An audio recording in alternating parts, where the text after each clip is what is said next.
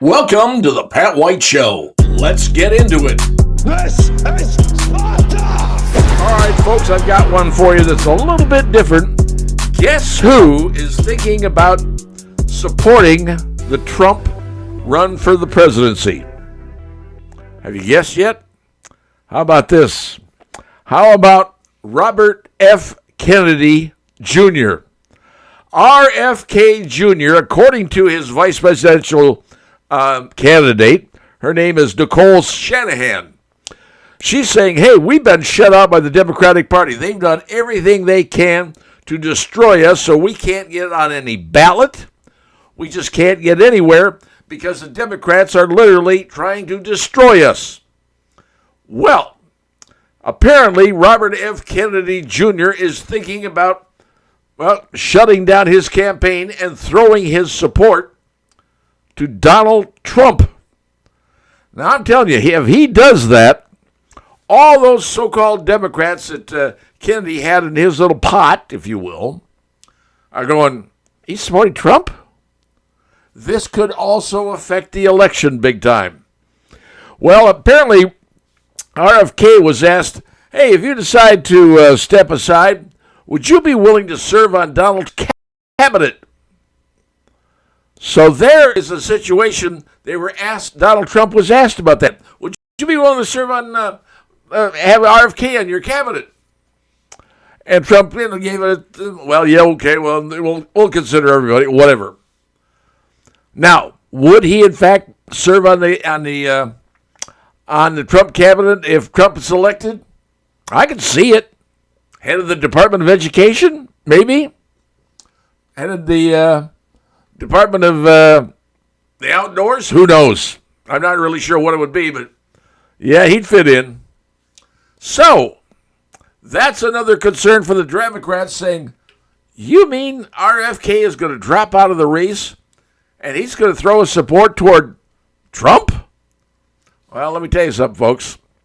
If RFK were to do that, he would be so shunned by the Kennedy family because the Kennedy family has been all Democrats since, time immemorial. I mean, a long time. However, I should point out to you that he is already a persona non grata to many people in his family already. Why? Because he chose to run against Joe Biden, chose to steal, if they will, and that's the term they're using, not me, electoral votes, if possible, and try to knock him off the perch. Kennedy family didn't like that idea. So Robert F. Kennedy has been a pariah in his family. Now, is he getting Secret Service protection? Apparently so. Is Donald Trump getting more Secret Service protection? Yeah, he's speaking outside now under bulletproof glass. That's sort of what the president gets when he's president. But now Trump is getting it as a challenger. And believe it or not, RFK is getting his own Secret Service detail. But the biggest thing is RFK going to step aside and throw his support for Donald J. Trump? That's the question. And according to his vice president, Nicole Shanahan, he may be looking to do that exact thing. Imagine that.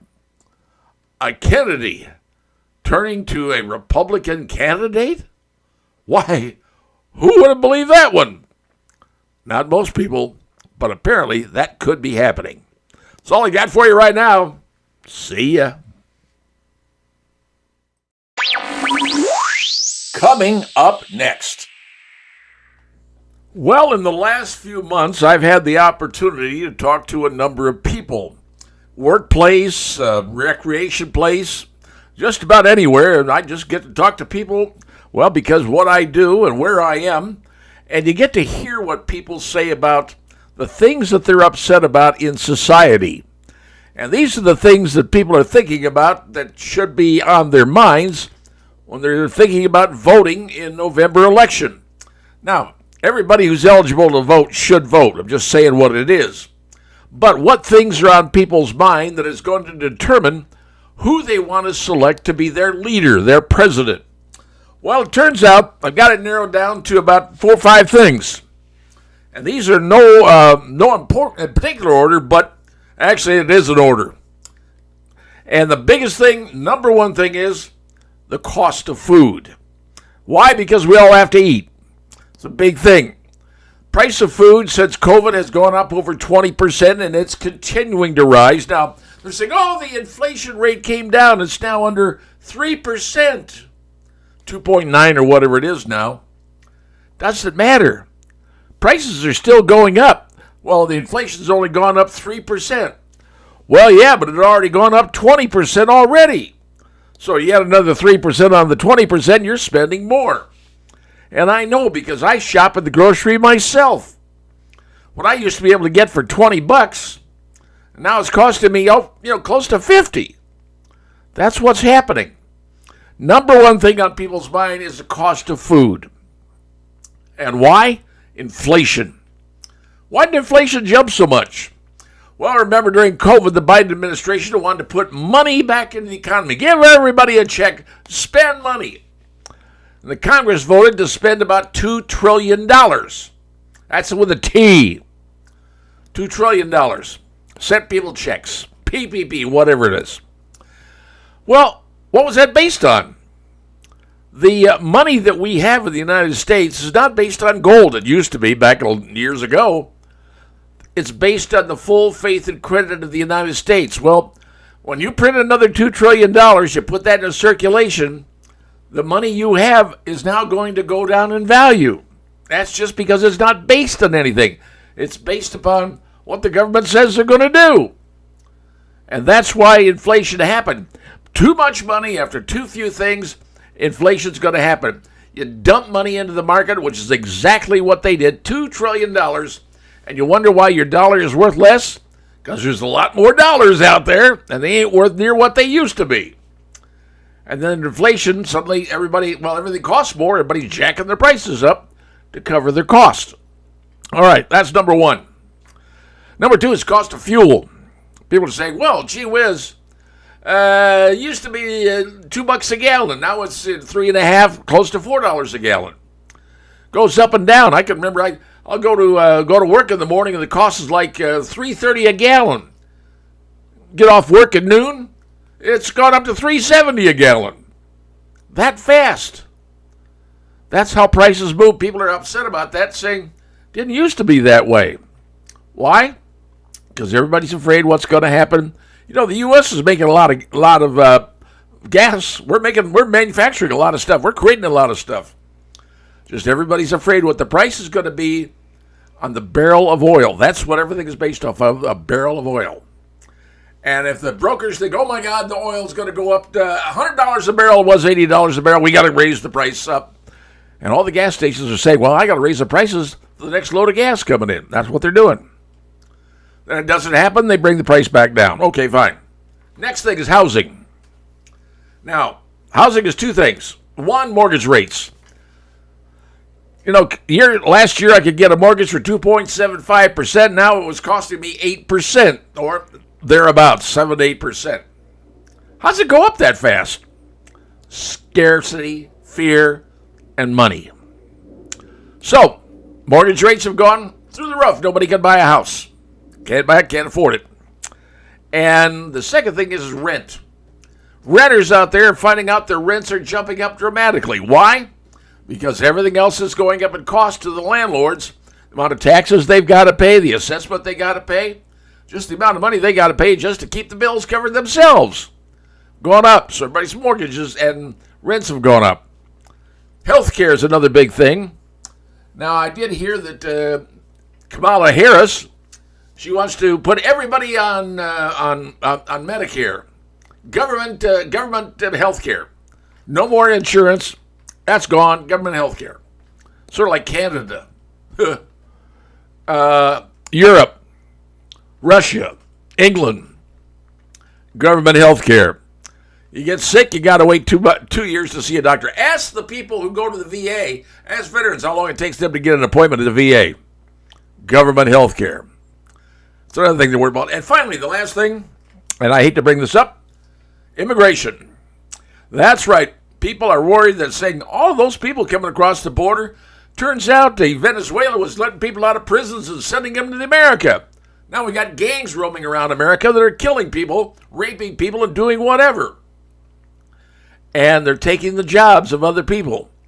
Our unemployment rate is actually going up, folks. So there's where people are saying, these are the things I'm thinking about. You got election coming up in November. You've got to decide what you're going to do. And don't take a look at what people are saying today. They're going to tell you, they're going to sell you everything they can. Take a look at what they've done. Take a look at their past. Take a look at what they're really telling you before they suddenly got put in front of the American public. Don't look at today. Look at what they've done for you. What have they done for you years ago? What do they believe in the past? They'll make up anything to sell you their goods today. They'll say, "Oh man, you're all vegetarians." Well, you know what? I get elected, I'll become a vegetarian. Don't buy it. You got a wolf talking to the sheep. Just saying what's going on, folks. Those are the things that are irritating America. Those are the things I think people are going to vote on. And you've got to decide, what are you going to vote on? Take a look at all those things. That's what's pissing America off, and now you know. Right now, that's all I got for you. See ya. Coming up next. Well, if you're interested, a new report has just been released by the task force for the investigation into the attempted assassination of Donald Trump. Now, that sounds like a big thing, but this is actually a congressional task force that has been legally authorized and has subpoena power to find out what happened involving the Trump assassination attempt. One of the members on that committee, and by the way, the committee is by political. There's Republicans and Democrats. They make up the committee. So there's 7 to 1, 6 to the other on the committee. One of the members is Louisiana Representative Clay Higgins. Higgins is a former police captain and chief of police, no less. And he went down there and to Butler and take a look and see what's everything going on. And he was thorough. I've read the report that he submitted to Congress. It came out yesterday.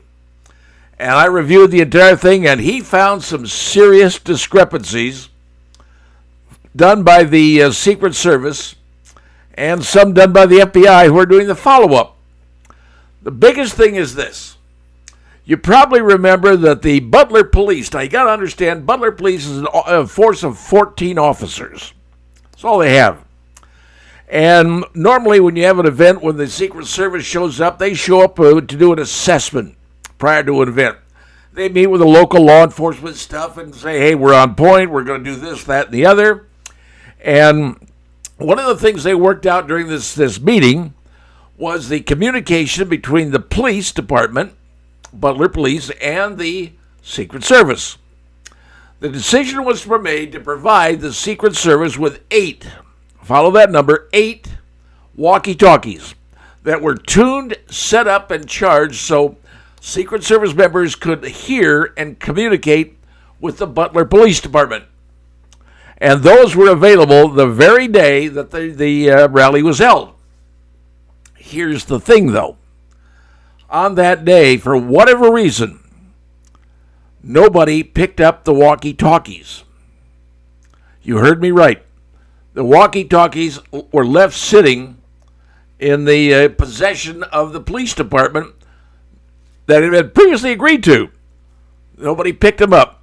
Therefore, the Secret Service had no way to contact the Butler Police Department or the Butler Police Department to contact Secret Service. All the radios were sitting there in the police department waiting to go. I want to know who gave the order not to pick those radios up. That person, that individual, in my humble opinion, should be fired. They did not do their job. Now, that's my opinion, but they're always saying, who are we going to fire? Who's the mistake? I want to know the person who issued the order not to pick up the radios or who was tasked to pick up the radios but didn't. That's one of the things they found. Secondarily, here's something else they learned. The gentleman, Mr. Crooks, who fired the rounds, he fired a total of fired a total of 8 rounds. 8 rounds. Now remember, people saw the guy on the roof, saw what was going on, were trying to get the police. The police knew what was going on, but they couldn't contact Secret Service. So the shooter got off a total of 8 rounds. And what happened was that when he started shooting, there was a member of the local SWAT team was on the ground outside the perimeter about 100 meters away from that building that the gentleman was on. Now, he's got a long gun with him. I do not know what kind of optics he had on the gun, if any optics at all, but he's 100 meters away, saw the guy shooting, and literally took his rifle, aimed, and shot at the perpetrator. Now, perpetrator's holding his gun, okay? So the guy's got the rifle, he's got it up to his shoulder, and I'm left-handed, so it'll be the other way around, but he's got the gun up there looking at shooting. The SWAT team officer, the bullet he fired, hit that butt of that gun that he was shooting from, resulting in the gun parts blowing up, if you will. The wood, it was all surrounded by wood. But if I'm thinking right, inside of that wood was a tube, a buffer tube it's called, and inside that buffer tube is a spring. So when the rifle fires, the bolt comes back, literally squeezing that spring inside of that tube. The spring gets compressed and then goes back forward, and that's how it cycles. Well, he apparently damaged that tube, so the shooter wasn't able to get off too many more rounds, because once that happens, the tube doesn't work, the gun doesn't cycle. But shot number 9 was from the sniper, from the SWAT officer who actually shot the guy, hit the gun, the buttstock. Number 10 came from the Secret Service sniper, and he saw the guy, took a shot, and hit him, and apparently it went into the left side of his face and came out the right side. Now, I don't know what the guy was using, whether it was a 300 Win Mag or 7.62 or whatever he was shooting, but you hit somebody in the head with that kind of bullet, it's like shooting a watermelon. You know how it's going to look. It's going to take it and basically put it apart. Now the concern is, well, the body of the young man was released to the family after, 10 days, and the family immediately had the body cremated. Immediately. Of course, Mr. Clay Higgins was upset because he couldn't examine the body. Well, it had been released to the family, and they decided that, hey, you're not going to have a funeral when somebody's head has been turned into a fractured pumpkin. So they cremated him. But the fact of the matter still remains, the person didn't tell the folks on an agreed to pick up the radios they had agreed to. There's the problem that I have. That's one of the many problems that have come up, that Clay Higgins from the task force authorized by the legislature found out that was going on. So now you know why they couldn't contact the Secret Service? Because they didn't have the radios. Someone didn't pick them up, or someone don't pick them up. Don't know who, but eventually we'll find out. That's all I know for the time being, but now that's a start, folks. Now you know a little bit more than you knew before. That's all I got for you right now. See ya. Coming up next. All right, folks. Well, this time I've got a big one for you, and this one comes compliments of the New York Times. None other than their columnist, Maureen Dowd. Seems that Maureen Dowd is now releasing a story that says higher-ranking people in the Democrat Party are the ones who ousted Joe Biden as president. Well, it's funny. I knew about that story last month. And as a matter of fact, I talked about it because a writer by the name of Seymour Hersh. You may know the name, a famous writer, Pulitzer Prize winner. He's the guy who revealed the My Lai massacre stuff. He was at the New York Times when the Watergate thing was going on. I know Woodward and Bernstein of the Washington Post, but he was the guy in the New York Times doing the reporting. Highly respected reporter. He already issued a report that said, yeah, that getting out of Joe Biden was actually done, believe it or not, by Barack Obama himself calling Joe Biden on a Sunday at breakfast and said, hey, Joe, here's the deal. you're going to step down. You are not going to run. And if you don't do it, the vice president, Kamala Harris, your VP, is going to invoke the 25th Amendment, and you are going to be out of a job, and it's going to be on your record, and you're going to have a soiled presidency. And then, interestingly enough, Mr. Obama did not, he did not validate, if you will. He did not back up or say, yes, I'm voting for Kamala for about a week. And the reason was he wanted to see if she was strong enough to be able to be the candidate. Because it turns out they wanted someone else aside from Kamala. They wanted to get rid of her off the ticket if he ran again. That's where it stands, folks. And Maureen Dowd is now reporting it, and it's showing up in the New York Times. Who knew? They just didn't want to say what Seymour Hersh had found. If Maureen Dowd found it, it's perfectly okay. But now, Nancy Pelosi, Chuck Schumer, and whomever had the president say, hey, Joe, you're out, babe. You want the 25th Amendment? You better go now. Now, I understand Joe Biden is PO'd. He ain't happy. He got stabbed in the back. Sort of a Julius Caesar thing, Et tu, dude? Stab me in the back? He's due to speak at the Democrat convention at Monday night. I wonder if he's going to let that vitriol go through or pass it over and say it ain't worth it doing it at a convention. Don't know. I'll find out because the convention starts tonight. That's when I'm recording this. But now you get the skinny, folks. Now you know that according to the New York Times, Maureen Dowd says, hey, it was Chuck, Nancy, and apparently others in the Democrat Party, and there's only one other, were the ones who forced Joe to stand aside. Just saying something that maybe you didn't know, but it's now being reported by Maureen Dowd in the New York Times, and since it comes from her, apparently it's official. Just passing something along that maybe you didn't know, why Joe Biden stepped down, and why he's probably still angry. He got Julius Caesared. That's all I got for you. See ya. Coming up next. For those of you who've been watching the Democrat convention coming to you from Chicago, you may have noticed a van outside of the DNC headquarters, and it's from Planned Parenthood, I believe they're from St. Louis, offering free abortions and free vasectomies. That's right out there in plain sight, right there for everybody to see.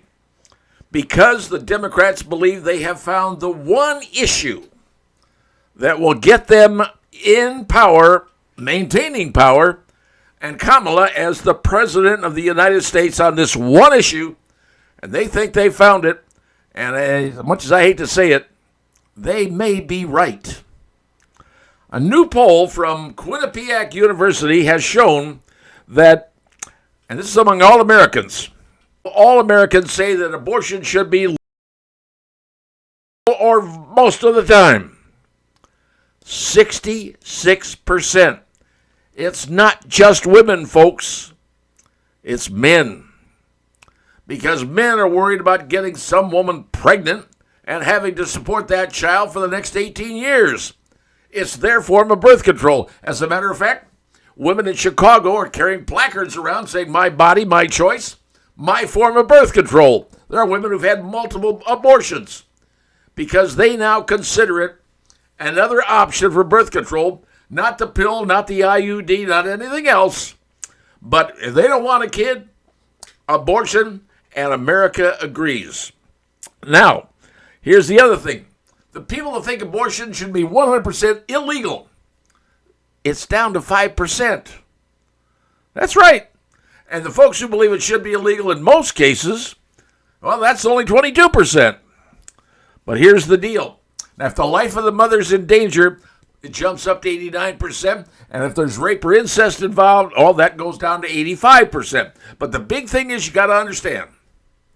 The big thing to get Kamala into the White House is one issue, and they believe this is the issue that is going to win the election. Mark my words, Every time you're going to hear a speech, they're going to be talking about a woman's right. A woman's right. That's a nice way of saying if they want to use abortion for birth control, it's their right. Now, are there people in the Democrat Party who are anti-abortion? Yes, there are. And they're starting to speak up a little bit. And they are saying, hey, we may leave the Democrat Party and go to the Republican Party. They said it isn't like we're leaving the party. It's like the party left us. They have gone far to the left. They have gone towards socialism. And some people are abandoning the party. But this one, understand, folks, people who go into the voting booth are going to be said, hey, number one thing is abortion, because they are saying, the Democrats are saying if the Republicans get into power and Trump is elected, they will enact a national abortion law, which they can't do, but hey, they're going to say whatever they got to say. So getting elected, that's what it's all about. So that's what's coming, folks. Keep in mind, the number one edition, and watch on TV, you're going to hear it in the commercials, you're going to hear it everywhere. Abortion, a woman's right to choose, is now the number one issue, and the Democrats believe they can win the election on that issue and that issue alone. Time will tell if they can do it. That's all I'm telling you. It's what I'm seeing, and that's all I've got for you right now. See ya. Coming up next. All right, I want to talk to you about another little thing the Democrats are doing to, well, change the election status. Now, earlier I mentioned that they're allowing people to come across the border because the 2030 census coming up in, 6 years, will count bodies. And they figure if they get, 10, 11, 12 million more bodies in the United States, those will be counted in the census, which will result in more districts and more districts in the House of Representatives. And that will mean that more Democrats can be running those districts, and they can control the House and control the Congress forever and ever. That's the plan. And Chuck Schumer even admitted that. Well, there's something else going on even now that you don't even know about. All right, when people want to come into the United States legally and make applications to become a citizen, usually the process takes about, sometimes more. The application fee is over $700 just to get into the list and get into the classes and things you have to do and learn. Because you have to learn to speak the English language. You have to understand the Constitution, the rules of the road, if you will. And but now, under this current Democrat administration, they have sped up the process from nearly a year to less than 5 months. You heard me right. They are putting people through the pipeline to become citizens and, frankly, basically overlooking the responsibility for learning English, learning how to answer questions on the Constitution that Teddy Roosevelt said, hey, you're going to be part of America. You got to speak the language. You got to be part of the entire fabric that we are. Not having your own culture, your own language, because that's going to destroy America. Now, but the administration says, no, we're going to bring these people in real fast. We're not going to vet them. We're going to just bypass them and everything. Oh, and that $700 fee I was talking about? Oh, let's give them a major discount on that one. That's what's going on in the Democrat administration currently. Look it up for yourself. Thousands of new voters are coming in already for this election because they've sped up the process, knocked the vetting down to nothing, made it cheap and easy to become a citizen, even legally. They are desperate for votes, folks. They know they can't win without them, and they're going to import the votes any way they can to make sure they win and stay in power because, in their words, that's democracy. Democracy is who's ever in power has the most votes wins. Like I said, democracy, the most votes wins. That's all I got for you. See ya. Coming up next. All right, allow me to give you a little bit of update about what's happened since the shooting of attempted assassination, if you will, of Donald Trump happened 41 days ago. You heard me right. It was 41 days ago. And do we still know anything new? Well, not a whole lot. Turns out that Mr. Thomas Crooks, the young man who was the one who was trying to kill the president or kill Donald Trump, he had overseas encrypted accounts. New Zealand, Germany, Belgium. We still haven't been able to break them yet and figure out what's going on. The FBI's not telling us anything. But here's the latest skinny for you. The Secret Service has just suspended, put on administrative leave, as they call it, 5 agents. 5 agents from the Secret Service have been put on administrative leave, and I don't know who they are, which ones they are. One of them may be the point man, the guy in charge of getting everything set up, because here's where I have a problem. During the pre-meeting, when they're setting all this stuff up with the Butler, PA Police Department, one of the things the Secret Service said, well, we want to be able to communicate with you, and you obviously want to communicate with us. So the Butler Police Department provided 8, I'm going to say 8, walkie-talkie radios available for the Secret Service to utilize to make sure they had contact between the police and the Secret Service. Well, on the day that the rally happened, those 8 radios were sitting there and were never, I repeat, never picked up. That's correct. Secret Service, who said they wanted radios, and the police department complied, the radios were never picked up. Ergo, police couldn't contact the Secret Service and tell them, hey, there's a guy on the roof over there with a gun. Couldn't do it because there was no contact. Now, that being said, these 5 agents were finally, after what, 41 days, put on suspension, on administrative leave. You know, normally in police departments, they do that the next day when something happens. This took, what, 41 days to put people on administrative leave? Sorry. Now, my particular belief is the agent who was responsible for getting those radios picked up and didn't do it, this person should lose their job. Sorry. That is a dereliction of duty in my world. Will any of these Secret Service agents lose their job? Let me tell you something, folks. In the U.S. government, when someone's a civil service, it's darn near impossible to get rid of them. And my guess is they will probably be promoted. That's right. You fail and go up. That's exactly the way it works. I'm just telling you all this stuff because it's just come to light after 41 days that 5 of the Secret Service agents were put on administrative leave. And now we find out this kid had accounts, encrypted accounts in Belgium and Germany, and we don't know what they are. Now, the Congress is trying to get this investigated, and there's going to be another big investigation coming up.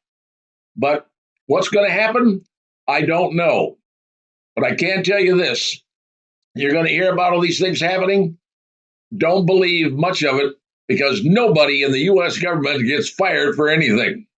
That's just the way it works in government. It's called civil service and your unions. Unions are fine until things go to heck in a handbasket. That's all I've got for you right now. See ya.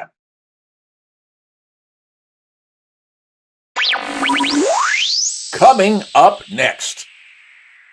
You know, I have told you in repeated visits with you that one of the things you have to consider with politicians are what are their policies? What do they want to do? What do they plan to do? What do they hope to do? Well, one of the things that Donald Trump has talked about, and it's even in the Republican platform, that's how big a deal it is the Iron Dome missile shield. Now, a lot of folks going, what the hell is he talking about, Iron Dome missile shield? Well, let me explain something to you. In Israel, they have what is known as the Iron Dome, and that's what it's called. And it's a rocket systems that they have in Israel throughout the country that when other countries try to attack, these missile barrage things with a centrally controlled control system that literally keeps track of all the missiles coming in. It's kind of like you have radar sites that see everything coming in, and various missiles will hone in on those missiles that are coming into Israel's land and blow them up. That's what it is. That's what Iron Dome does. Israel has it. It's been used since the days of the Gulf War, where we first put Patriot missiles into Israel, because Saddam says, I'm going to start bombing Israel. And he did. And it got to be kind of tough on folks in Israel, so we set up missile systems. Those systems actually worked pretty well. So after the war was over and the Middle East sort of calmed down a little bit after Saddam was gone, we set up a Iron Dome missile system in the country of Israel. And that's what they use, and it works. Well, Donald Trump's saying the same thing. But the pundits obviously are going, oh, no, there's no way they can do that. America is too large. You can't have a missile system. It's not going to work. Well, here's the deal. It used to be back in the old days of the Cold War. We have radar sites around the United States and, frankly, a lot of places around the world that if our adversaries, our enemy, Russia, back at that time, launched a missile, we would see it. We would know it's coming. And we would say, okay, we got enough time. We know where they're going. We plot everything out. And then we've got a full missile fleet that we would send back the other way. Back in those days, it was called mutually assured destruction, or MAD, because it was. I mean, we'd kill each other, but the world would end. Okay, fine. So it didn't happen. But that was our dome at that time. That was our protection. You throw missiles at us, we're going to throw back at you, and everybody in the world dies. Well, now Trump is saying we've got to create some sort of missile dome for the United States, some sort of technology. But remember something. Back in the 80s, Ronald Reagan talked about he had a plan sort of like Star Wars kind of plan, if you will. And it so spooked the Russians that they ended up going bankrupt because we thought we were going to have satellites and missiles and all sorts of electronic stuff in the sky. Soviets couldn't do it, couldn't keep up, and didn't have the money. Trump's serious. He wants to have some sort of missile shield, and it's not necessarily like the one in Egypt or the one in Israel, but a missile shield that says, you throw stuff at us, we're going to throw it right back. That's what he's working on. That's one of the policies. Look at policies, folks. Look at what candidates are saying they are going to do. Look at the platform that each party has. You can see it online. It's pretty easy to see. Check it out for yourself and see exactly what their platforms are. Live with that. That's what you're dealing with, folks. Not pretty stuff. Look at the platforms. That's all I got for you right now. Pay attention, folks. And, oh, by the way, see ya. Coming up next. Okay, folks, well, I have news for you from the United States Postal Service. That's right. You know, where you have your letters, you send those out. You know, most people don't send out letters anymore. As a matter of fact, the U.S. Postal Service has lost over 80% of their first-class mailings since 1997. 80% of first-class mailings is gone. Why? Because you and I, and most people in America, we do our business online. And the banks want you to do the business online. You have your bills taken out of your checking account. We don't mail anymore. I think I probably used a stamp maybe 2 times in the last year. That's just a guess on my part. Just not mailing anything. But can tell you this, there is one thing I'm mailing, and that's packages.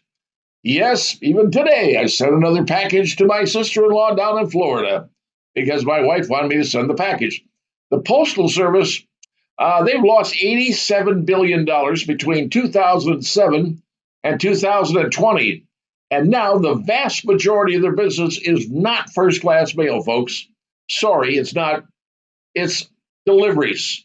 It's postages. It's boxes, packages. Whether it's through places like Amazon, Temu, which is a big one right now, and Shine, another one. And those are using UPS, or United States Postal Service, to get their packages shipped.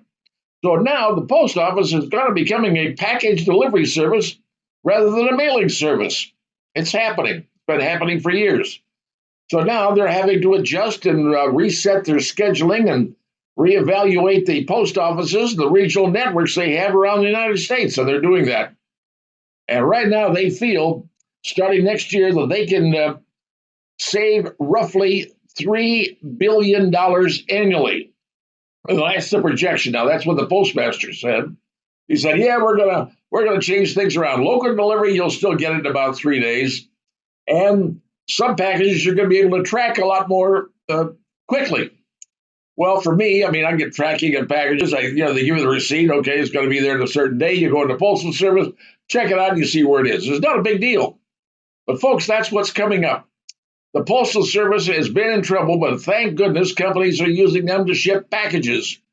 First class mail is kaput. It's dead. It's going away. That's called the internet.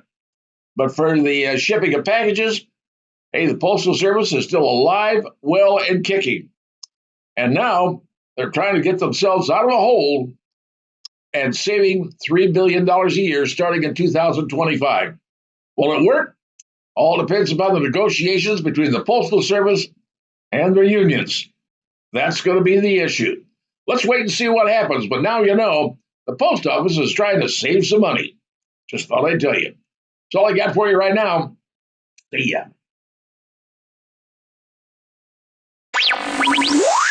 Coming up next. All right, I'm going to tell you about a story that you may not have heard about, but frankly, if you've got kids, you're going to want to hear about this story. Well, it seems that the Biden administration had gone to the Supreme Court and tried to get an emergency order to enforce Title IX at certain schools, cities, states, or what have you, who didn't allow, under their rules, to have, biological men to be allowed to be going to women's locker rooms and dorms and bathrooms under a Title IX concept. Title IX was created by Congress to make sure women got fair treatment. You had to have women's sports and everything else. Well, the Biden administration went to the Supreme Court and tried to get an emergency order to the states that didn't allow biological men in women's bathrooms, locker rooms, and dorms. They wanted Title IX to come in and enforce them to do that. Well, Supreme Court took a look at it. And by a 5-4 vote, which is frightening to me in certain ways because 4 people disagreed, but a 5-4 vote, they said, nope, you can't do that. Not going to put biological men into women's locker rooms, dorms, and bathrooms. But 4 judges voted no. Does that mean they're in favor of doing that? Folks, that's pretty scary when you think about it. But right now, it's going to happen. Now, this rule was going to affect 10 states. I don't know all the states who had this rule, but 10 states have rules that said no biological men in women's locker rooms, bathrooms, and all the other dorms. Plus, they would have pushed it to say biological men could be on women's teams if they identify as women. Sorry, I ain't buying that. But that was what your Biden administration was attempt to get legalized and approved of by the United States Supreme Court. The Supreme Court said, no, we ain't going that. And in a 5-4 decision, shut down the Biden administration. Now, like I said, I personally am still concerned that 4 justices apparently were for it. And I don't know who they are. I haven't asked. But I do know this, that now those 10 states are not going to have to worry about their rules saying no biological men in women's places. I don't know about you, but I got daughters. Biological men, it ain't going to be a pretty picture if it happens in my world. Just saying. That's what I want you to know what was going on. So if you've got girls, Supreme Court says, men don't belong in women's locker rooms, bathrooms, or dorms. Just saying. Something for you to be aware of. Talk among yourselves. That's all for now. See ya.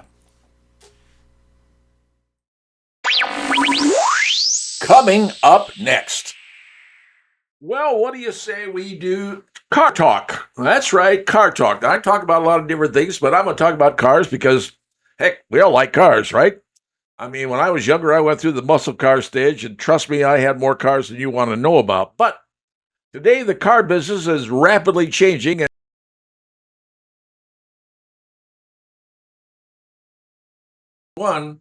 When there was a merger between Fiat Chrysler and a group called the PSA Group over in Europe. They merged together and created a new name Stellantis, Stellantis.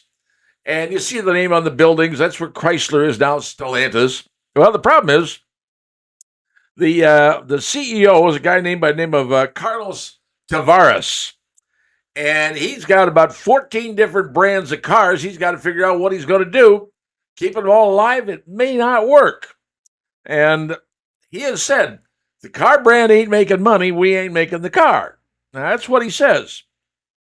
And the problem is, most car brands have their standard brand name and then a luxury brand, okay?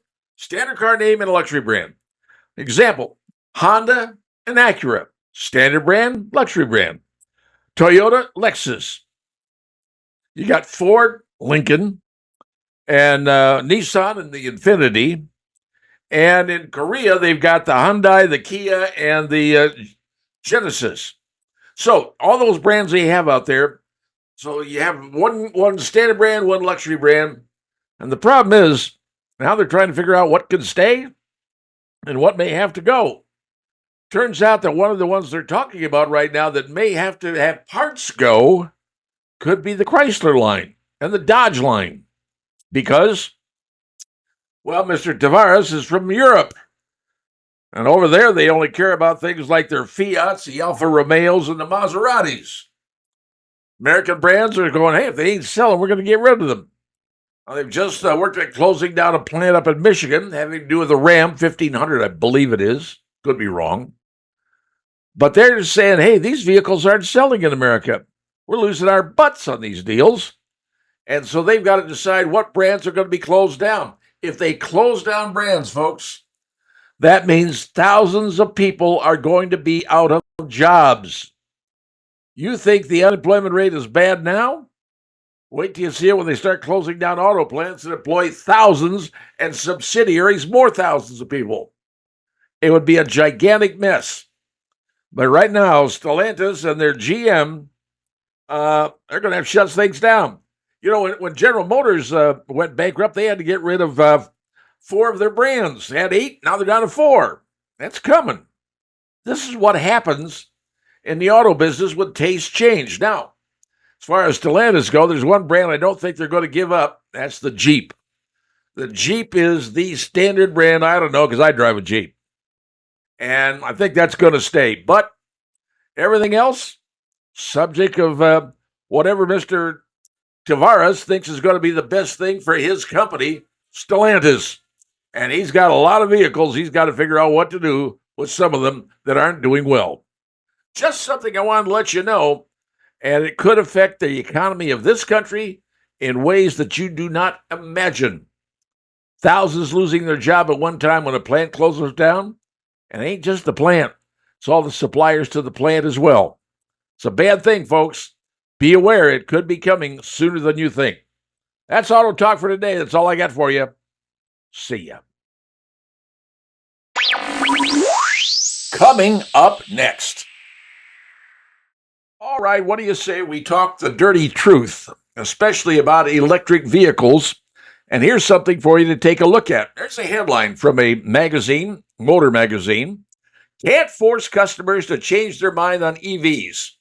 Now, who says that? The American Honda CEO. Actually, 2 gentlemen came over from Japan.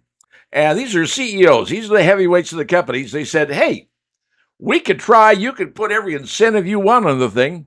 But Americans are not going to go for electric vehicles. It's not going to happen. And the reason they said is very simple. The infrastructure. Now, someone say, well, what do you mean by infrastructure? All right, you drive around your car, right? Everywhere you go, on every corner, virtually, you drive them down the road, there's a gas station, right? I mean, on every single corner, there's a gas station. Wherever you drive in the United States, on the interstate, there's signs coming up. Gas station, this one, that one. They're everywhere. Gas stations are everywhere. That's infrastructure for gasoline-powered vehicles. That's the way it is, folks. Well, the problem is the electric vehicles don't have that. Yes, they're trying to set up charging stations, but the ones they've set up, frankly, many of them don't work. There's different things for different cars, the way they plug in. And frankly, it's an expense. These companies are figuring out it's not worth it. And a lot of places you can't go plugging in that amount of electricity out of a system without causing the system, the electrical grid system, to collapse. America's not built to handle that. And we are never going to be able to handle that. And so electric vehicles are not going to be the be-all, end-all for everybody in America. Do they have a place? Yes, they do. In inner city areas where people are going from here to there, it's not very far. Sure, it's fine. But with people living in the suburbs, driving, 40, 50 miles one way to get in, electric vehicles ain't going to work. And if you live north, like we do, the winter is brutal on electric vehicles. And you're not going to have enough charging stations. It just doesn't exist. And if I want to drive from, say, here in Fort Wayne down to Tallahassee, Florida, see family, it's going to take me a lot longer time because I've got to stop and charge up the vehicle. So I could drive 15 hours straight in a gas-powered vehicle, but you can't do that in an electric vehicle, just the way things are. But this is the problem. Now, if you go to a car rental dealership, boy, they'll rent you an electric car for cheap, and if you buy one, they'll sell it even cheaper because they realize this is a boondoggle. Ford is cutting back on their electric vehicles. They're working on a 3-seat crossover. Gone. GM's getting rid of theirs. Everybody has realized this is a boondoggle that ain't going to work. And Rick Hendrick of Hendrick Motorsports, who knows vehicles, believe me he does, said this ain't going to work. This is a boondoggle. It's a failure. America is not going to do this. Are there other potential engines out there? Hydrogen, kerosene, whatever they run on? Yep, it's down the road in the future. We don't know. But electric vehicles, folks, ain't the way. It's just what it is, whether you like it or not. Even now, Honda says, sorry, it's a bad plan. You can't make a silk purse out of a sow's ear. At least not when it comes to electric vehicles. So that's the story. You're thinking of buying one? You might want to think twice. And electric vehicles, according to the national and the major car dealers, even Honda, saying, bad plan, we got suckered. Now you know what's going on. If you're thinking about buying an electric vehicle, now you have been told, go forth and don't be stupid. That's all I got for you. See ya. Coming up next. All right, I would like to tell you another horror story, and for lack of a better term, that's exactly what it is, because this is a story about a woman. Her name is Lisa Hanson. She's a mom. She's got 8 kids. She's got 18 grandchildren. She and her husband, for many years, owned a wine and coffee bistro in a small town in Minnesota, about 90 miles south of Minneapolis, called Albert Lee. And when the COVID thing hit, the governor of Minnesota, Tim Waltz, instituted a statewide shutdown. Now, what does that mean? Well, he closed everything down except Walmarts, liquor stores, strip clubs. But businesses like hers were closed down. And she and her husband said, wait a minute, this is how we live. This is how we survive. So she said, heck with it, I'm opening my business up so people can have a cup of coffee. Well, the government said, no, you can't, madam. And Governor Waltz and his legal hand stepped in and arrested Lisa Hanson, charged her, and put her in jail for 90 days. You heard me right. Because she violated the governor's order to shut the state down, and I don't even think that's legal, by the way, if you think about it. Tell me in the Constitution where that could be done. But anyway, they put her in jail sentenced her to 90 days in jail. Now, she ended up serving 60 days, but she missed birthdays, anniversaries. She missed a whole bunch of stuff. And so the problem was she said, wait a minute. This guy, this is what he did to me. And it wasn't the only one. Businesses throughout Minnesota, small mom and pop shops, were devastated. Lisa Hanson is just one person. There were tons more people. Had their businesses shut down, their lives destroyed. Minneapolis pretty well burned itself up. Riots going on. Governor's wife said she loved to keep the window open to their bedroom so she could smell the burning tires. Really?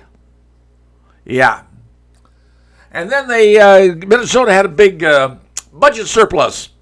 Governor decided to spend all of that on education, throwing money after it, including putting women's hygiene stuff in boys' bathrooms.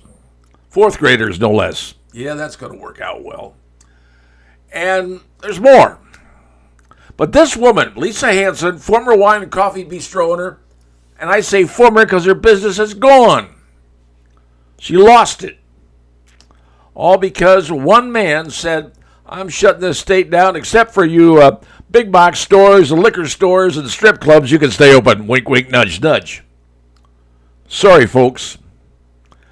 This is what you want, the vice president. That's your call. You have every right to vote for whomever you choose and see fit.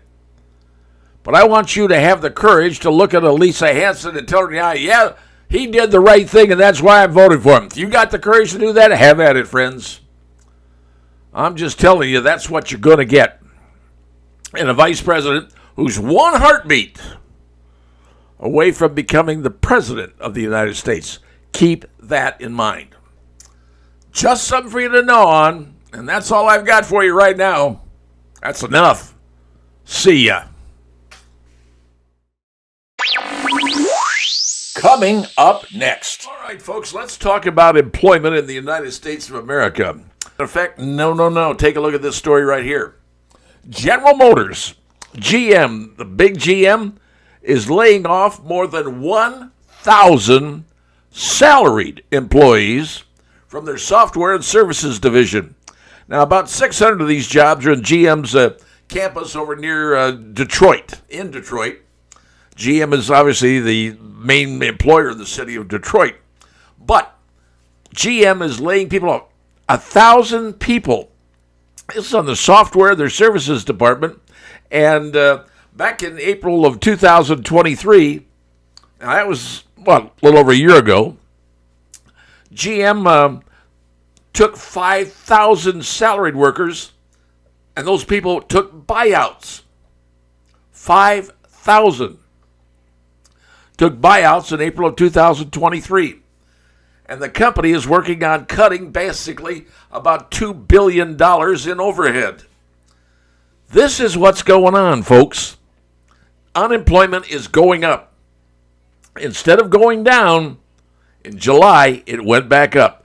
That's not a good sign. Things are going south, folks. Are we reaching toward a potential recession? Some would say, yes, we are. There's a lot of factors that go into it for someone could say, well, we have a recession going on. But with the price of gold jumping to $2,500 an ounce, unemployment going up to 4%, and we're concerned about the interest rates of the Fed, and the Fed doesn't want to bring them down because, well, our inflation rate only dropped down about 2.9%.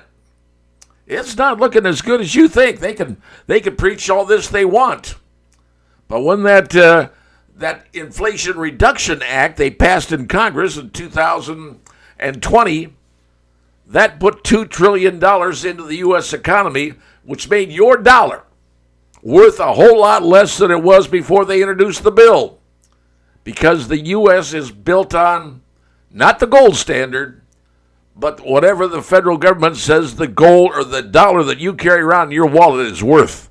That's where we stand, folks. So now companies like GM, other companies, classic company, furloughed over 1,000 people. They've closed a auto plant up in Michigan. 2,400 people losing their jobs. It's happening. Things are going south. It's just finally starting to catch up with us. Will it get worse? I don't know. What's America going to do about it? Well, right now we're worried about electing a president. Heaven knows how this is all going to work itself out. I'm just telling you flat out, things are starting to look bad. And nobody wants to use the R word. But if you look real close, things aren't looking really good. We'll have to wait and see how it turns out, especially after the upcoming election we've got coming up in November. All this happening in your world. Welcome to it, folks. Welcome to the modern world as we know it. That's all I have for you right now. See ya. Coming up next. Alrighty, here's something you don't normally talk about, you probably don't normally think about, but it's kind of an interesting story because let's take a look at the price of gold. Now, you have gold rings, gold watches, gold everything, frankly, but now the price of an ounce of gold. Well, if you're looking at a 400-ounce brick of gold, all right? 400-ounce brick of gold. Now, 1 ounce of gold is worth $2,500 an ounce. Heck, I remember when gold was like less than $1,000 an ounce a few years back. It's rocketed up to $2,500 an ounce. And a bar of gold that normally weighs about 400 troy ounces, 1 bar of gold is worth $1 million. You heard me right. $1 million. Now, why is that? Well, gold is in a record high right now. And there's concern of what's going to happen with the economy. Where the economy is going to go, what's going to happen to it?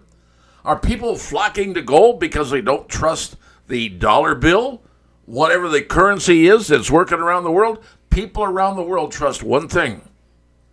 Something like gold. $2,500 an ounce, friends. Bar of gold, 400 troy ounces in London. That one 400-ounce bar of gold is worth $1 million. Years ago, the United States used to be on what we call the gold standard. That's why I had Fort Knox, and that's where we kept all the gold. That was the basis for what our dollar was worth. Well, we went off the gold standard.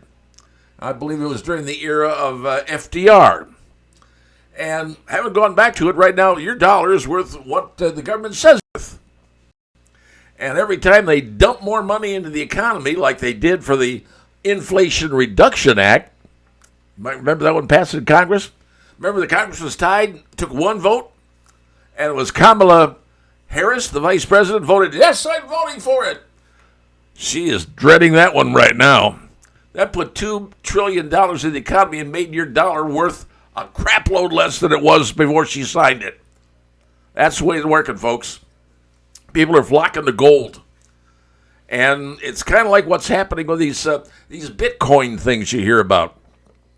Because Bitcoins can be worth a lot. They fluctuate, but it's a standard that people are going to. More and more folks are saying, hey, I'm going to go to gold. I'm going to go to on TV. Hey, buy gold.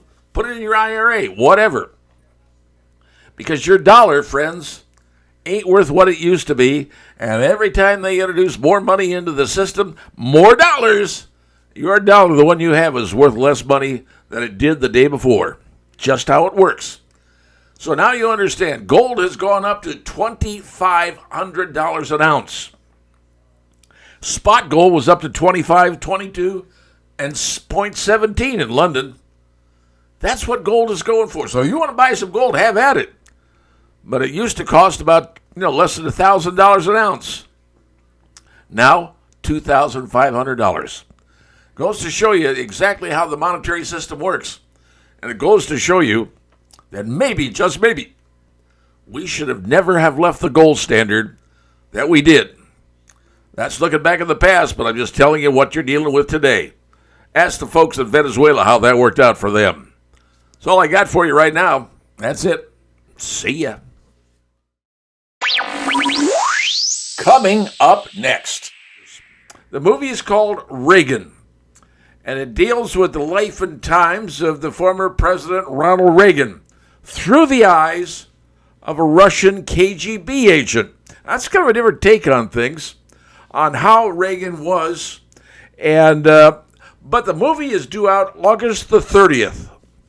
And it's going to be in theaters around you. I don't normally go to see movies. I haven't been to a movie in a long time. I think the last one I went to see was one called Mamma Mia, and God knows how many years ago that was.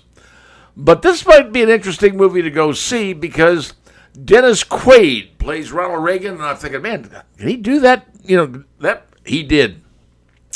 does a nice job. John Voight, Academy Award winner, is also in the movie.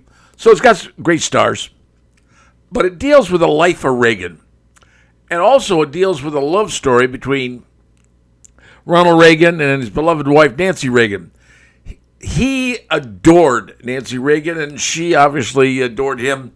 They were a couple. So in a lot of ways, this movie is sort of a love story also, talking about everything that happened involving Ronald Reagan. Now, you got to remember, here's a guy that people, when he was elected, thought he was a cowboy. They thought, oh, we're going to be embroiled in World War III, and this is going to be bad. He was the worst of the worst. Turns out, he kept us out of war, big time.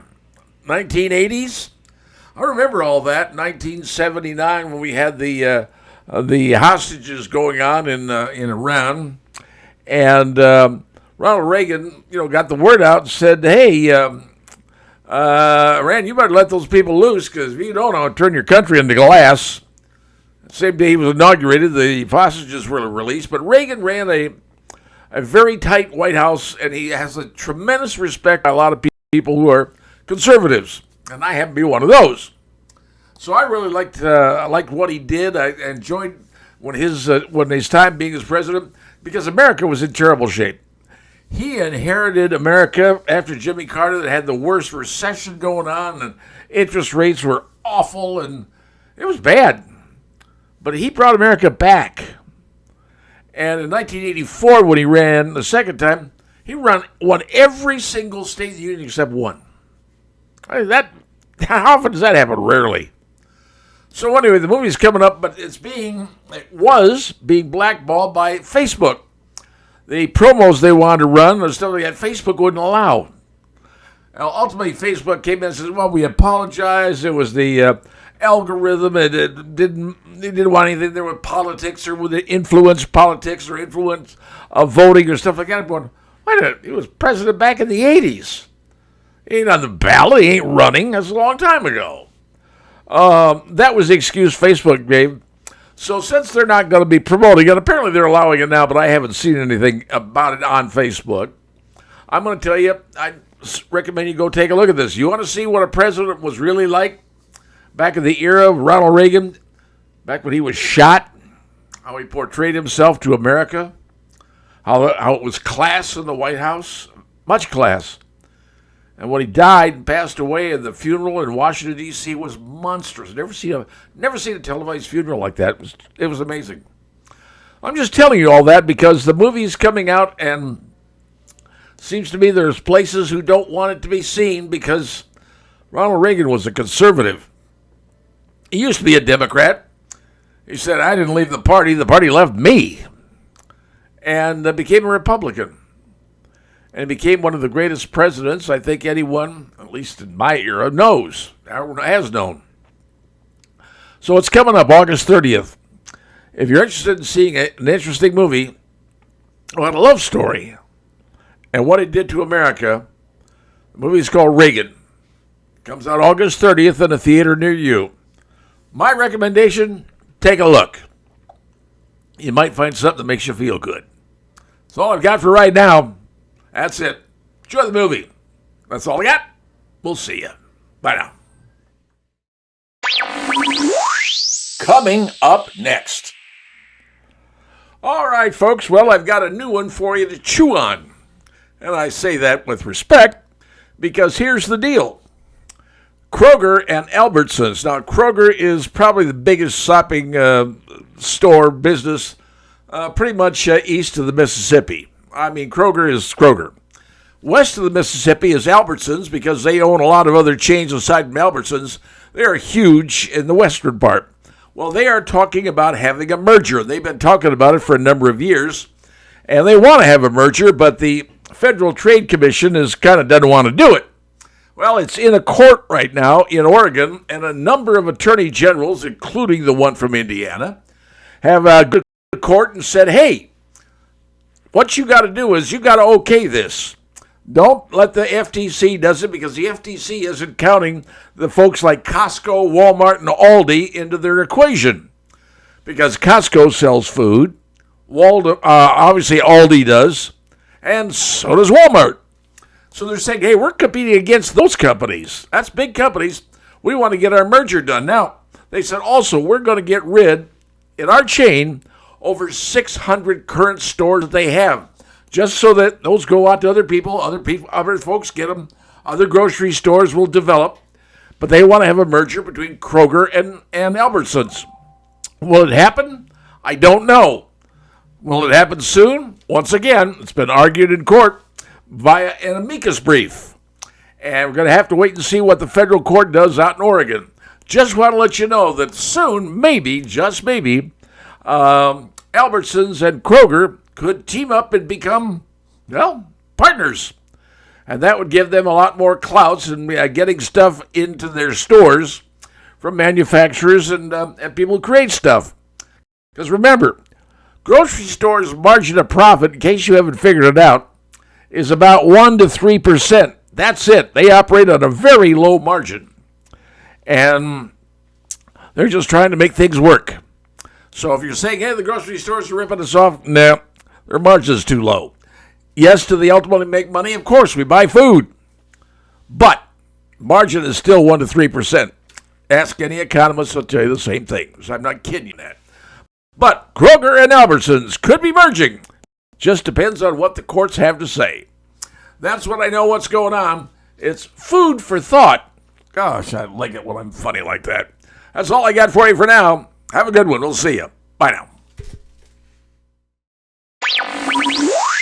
Coming up next. Well, if you're in the market to buy or sell a home, you better pay attention, folks, because new rules have just gone into effect that is definitely going to affect your pocketbook. Pay attention, folks. This one is important. Well, recently, a bunch of real estate firms had to settle a federal lawsuit. Had to do with paying commissions to both sellers and buyers' brokers. And as a result, it was something along the line of $418 million they had to spend. And then new rules went into effect through realtors. So here's the deal. It used to be, let's say I am selling a house, my house. And I call up my realtor, and he says, okay, we'll list your house on the MLS. And in it says, okay, you're going to be paying a 7% commission. And I'm just using that number, 7%. Normally it's around 6-7%, somewhere there. Some places are lower, it just depends. But I'm going to use 7% as an example. And I'm going to list my house for $300,000. Well, that means when I sell it, I'm going to have to take $21,000 out of that $300,000 I was selling the house for, and let the realtor who represented me selling my home, he or she gets half, and the realtor who brought the seller to me, or the other realtor, that realtor also gets half of that $21,000. Between the two of them, they each get about $1,500. Now, what did the buyer's realtor do? Well, some would say nothing, but actually they do a number of things. And they represent the buyer and to get things taken. Trust me, a realtor for a buyer is a pretty important thing if you're buying a house. Now, so what the deal is now, effective this past weekend, you're still going to have to pay your listing realtor, the person who lists your house and selling your house, you're going to have to pay that person a commission. But you no longer have to pay the seller or the buyer's portion of the commission. So that, like I said, it was $21,000 you were going to lose. Well, now you're only going to lose about $10,500 of it. But because the realtor represents the person buying your house, you don't have to pay them a commission. Now, they could try to negotiate with you, and I can tell you this. If the negotiation with me, the seller, doesn't work out, and I say, no, I ain't paying it, well, then that realtor is going to go to that person who wants to buy that house and is using them to negotiate. They're going to have to pay that realtor's commission. That's right. The seller, aside from buying the house, is going to have to pay that realtor they're working with that commission, whatever works out to be. Just letting you know so how you understand this. It gets a bit more complicated when you think about it, but basically is this. The seller of the house no longer has to pay the new buyer's realtor's commission unless negotiated. And you, if you're buying a house and you get a realtor, before you even see the house, you're going to have to sign a full agreement with the realtor saying, hey, we put the offer in, you're going to have to pay me money. That's the new rule, folks. Yes, ask your realtor, get a little more straight information on it, but that's just the basic information you need to know. So it's a big deal, just went into effect. Buying or selling a home, it's a whole new ball game, folks, a whole new ball game. And now you know, and that's all I have for you right now. See ya. Coming up next.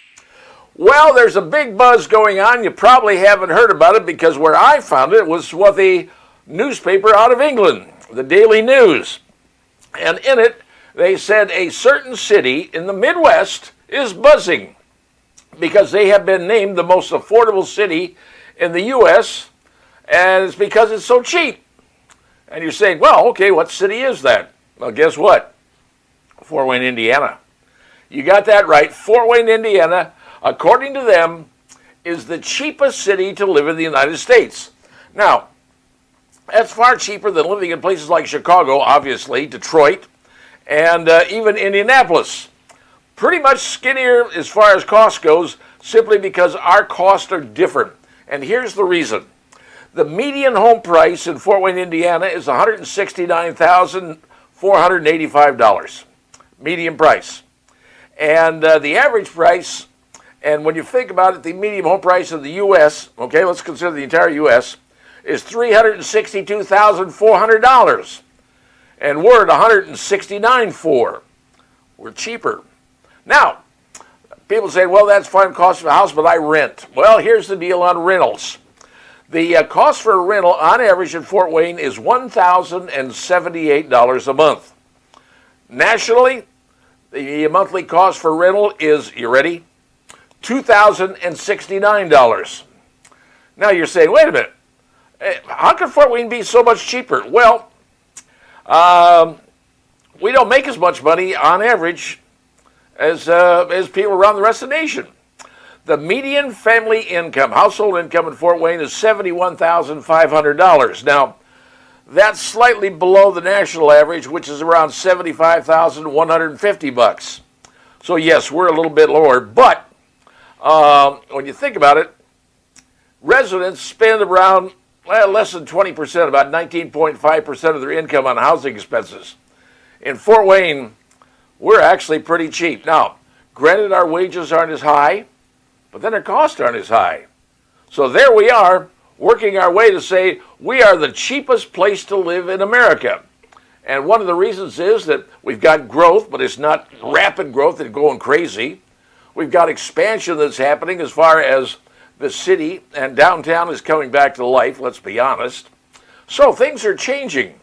But according to U.S. News and the U.S. News and World Report, which apparently knows more than the rest of us do, Fort Wayne is the cheapest place you can live in the United States. Speaking, average against everybody else. So if you want to do some bragging, well, now you can do some bragging and say, hey, yeah, we live in Fort Wayne. We're the cheapest place to live in America. Because apparently we are. That's all I got for you. See ya. Coming up next. Well, I have an interesting one for you this time. Maybe you've heard about this, but the chances are that you have not. Years ago, the casino industry thought about putting a casino in the city of Fort Wayne.